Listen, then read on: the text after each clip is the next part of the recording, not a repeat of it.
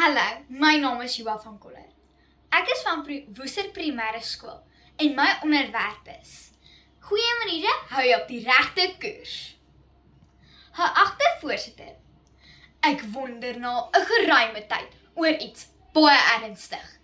Iets wat almal het, maar wat party mense met opset verloor. Ek praat nie van jou selfoon of wifi sy nie. Ek praat van jou koers in hierdie lewe. Goeie maniere. Sê nou vir my, op watter ouderdom het verander van?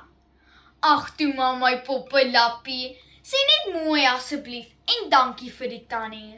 Nou, ag nee man, deesdae se kinders het sommer alle maniere verloor. Dames en here, vandag wil ek julle wys dat goeie maniere mense makliker op die regte koers hou en jou help om guns te wen. En ek gaan dit wys met 3 rigtingwysers. My eerste rigtingwyser, goeie maniere wys wie jy regtig is. Kom ons kyk na Ilse. Ilse groet nie, sy rol net haar oë. As jy met iets help, sê sy, ja, wat ook al. Nou kyk ons 'n meisie net so oud soos sy, Krishna. Krishna sê, goeiemôre, sy kyk in die oë wanneer sy jou groet. As jy met iets help, sê sy baie dankie, ek waardeer dit met 'n glimlag. Gaan dit aan? Volgens CBS Nuus het die etiketkenner Lizzie Post op 24 Oktober 2024 gesê dat kinders met goeie maniere nooit aan die mode gaan nie en kinders met goeie maniere meer betroubaar en vriendeliker ervaar word. Terwyl Ilse dink sy is cool komkommer, stoot sy mense weg en raak stadig maar seker van koers af. Krishna trek met sy naart toe aan, haar maniere hou op die regte koers. My tweede rigtingwyser, goeie maniere wys weer, red jy wanneer jy verloor. Ilse speel 'n wedstryd en verloor.